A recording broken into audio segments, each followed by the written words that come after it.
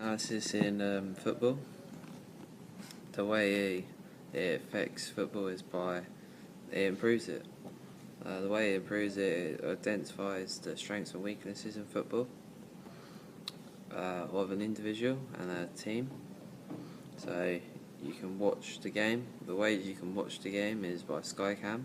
Skycam is like the Sky team. They film it with their massive cameras, and then they look at the strengths and weaknesses of that team or individual. So after the game, Jamie Renner or someone will talk about what they've done good and what they've done bad, and then like that.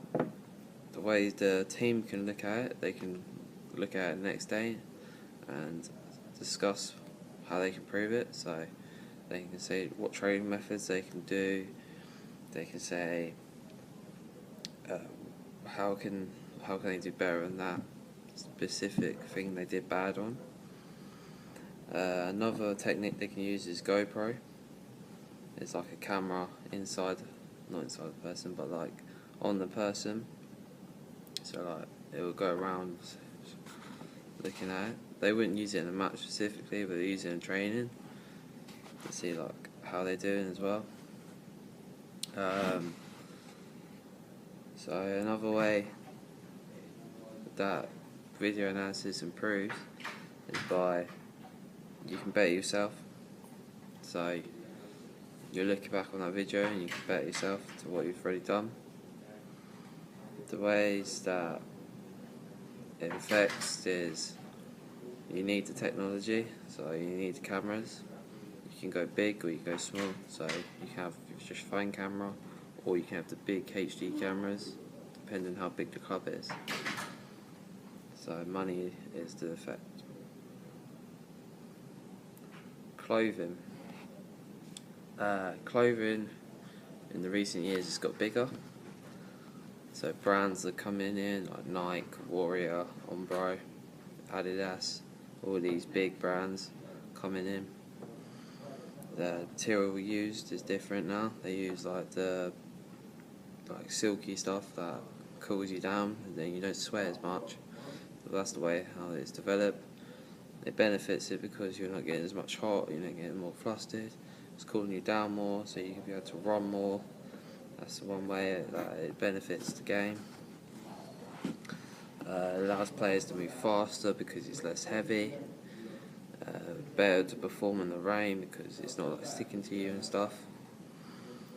Socks have developed massively. They've got these socks that stop you getting blisters, which Nike have developed. Waterproofs have developed as well, stopping you, keeping you dry and warm, stopping you getting cold in training and stuff. That's another way it benefits you, so it's just like that. Football boots as well is developing. In the old times they just used leather boots, which were quite heavy. Now they're quite light. They're silky, so you can run faster in them. They've even added a My Coach Pro in there, which has a GPS inside the shoes, so you can look on your phone and stuff and see how you've performed. It shows you like your distance you've run, your calories burned. So that's the one way. That's how it benefits you. It shows how you've done. Yeah. Heart rate Senvest. So this is another way of using GPS instead of using My Coach. It's like a thing strapped to your body and it measures your heartbeat.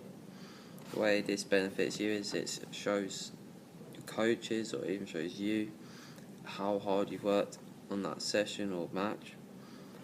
And then example of it developing is if you do the training method like continuous training every 3 times a week, you'll see that your heart rate will go down because you're improving it and it's continuous. So you might start off with 80 beats and by 4 weeks time it'll go down to about 75. This is because you're improving on your fitness, and that's the one way to show it.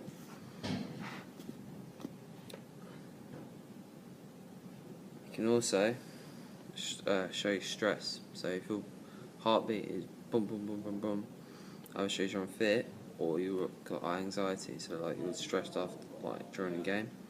It shows how you deal with stress. So it couldn't be physically, it could be mentally as well. Anaerobic threshold training is high intensity. So people like Usain Bolt have like good anaerobic threshold during the exercise. However, the primary psychological traits of these workouts have been liberated by advanced exercise science. Anaerobic threshold. Blood taking is another way you can see how much lactic acid you have. You just take a pin, take a bit of blood, and it shows you how much lactic acid you've got. Lactic acid is something that builds up in your body after you've done loads of exercise. Over time, if you did a training program and you kept that training program, you should see less lactic acid because you're getting fitter and you're getting used to it. Lactic acid can also produce muscle soreness due to the fact that the body is overworking and it needs like time to rest and then develop. There's other ways of testing lactic acid, lactic reader, testing parameters, and then working without oxygen. The ways you can work without oxygen is do really high intensity workouts with no oxygen at all. So like the high sports like rugby and stuff would have like special rooms where there's like not a lot of oxygen and you'd have to run full out. So like you do sprinting and stuff like that with less oxygen. This makes exercise much harder and you're working harder. Training methods of this could be interval training because it's high intensity and it's just sprint, just over 100 meters, but you're working the full amount. The way that this benefits a player at football is like being a person to the ball, so they'll be trying to improve their sprinting. A good example of this is Theo Walcott, who is pacey. He can get past the player because he's got that pace. He would use techniques like interval training. He would measure how much lactic acid he's using because he wants to see how he can improve his running even more. The next one is drug testing. They have to do drug testing in all sports now to make sure no one is cheating or unfairly performing. An example of a player that got hard done by the drug testing is Rio Ferdinand. He didn't turn up to drug testing and he was banned for 8 months. The reasons he might have not gone to the drug testing is because he might be influenced by drugs. So technology in drug testing is gone bigger now. They check everything from urine samples to blood testing and stuff like that. If you get caught, it could be a serious punishment. Like Rio Ferdinand served 8 months. So that's one example. The way it benefits the sport is it's more fairer, it's more healthier, it produces better people, so like it doesn't, one person can be training harder than the other, so this is another way how it's not fair, because somebody could be just taking drugs and like steroids, so it pumps them even more, whereas someone has to get proper motivated to do training. And they will be probably working harder than the person doing drugs. Another example of a professional who took recreational drugs is Maradona, who in 1991 got found with taking cocaine. The ways this affects football is by he's been a bad role model to all the kids that look up to him. They might think, oh, Maradona done it, then I can do it.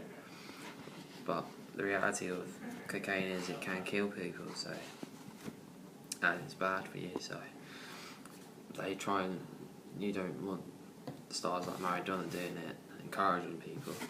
You want people like Maradona saying don't do it. So that's one way it affects football and reality, really.